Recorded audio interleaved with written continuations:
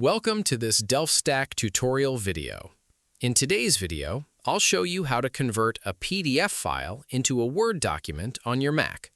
There are a few different ways to do this, but I'll focus on one of the easiest methods because you don't need to install any extra software.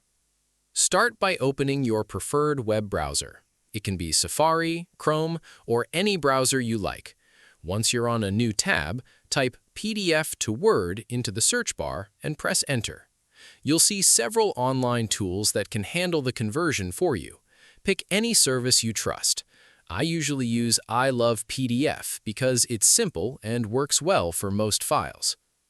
After opening the website, look for the option to upload your PDF. Click it, then browse through Finder and select the PDF file you want to convert. Once the file uploads, the website will automatically prepare it for conversion.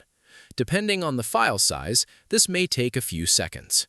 While the file is processing, if you're finding this tutorial helpful, consider subscribing to the channel and giving the video a like. It helps us create more quick Mac tutorials like this one. When the conversion is finished, click the Download button to save the new Word document to your Mac. You can then open it using Microsoft Word or another compatible word processor and start editing the content right away. One thing to keep in mind is that PDFs and Word documents are designed differently. If your PDF contains lots of images, tables, columns, or special formatting, the converted file may not look exactly like the original. In most cases, the text converts well, but you may need to make a few layout adjustments afterward.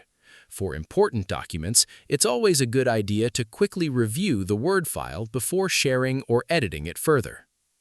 As an extra tip, some online converters also let you save the converted file directly to cloud storage services, which can be useful if you work across multiple devices. That's all it takes to convert a PDF to a Word document on a Mac. Thanks for watching this DelfStack tutorial video, and I'll see you in the next one.